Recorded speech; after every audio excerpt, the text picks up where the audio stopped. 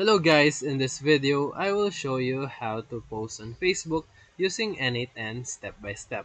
So step 1, log into your N8N instance and create a new workflow. Step 2, click the plus button to add a new node and select HTTP request.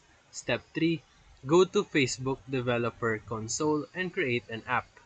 Step 4, generate a long live page access token. Step 5. In the HTTP node in N8N, choose Post as the method.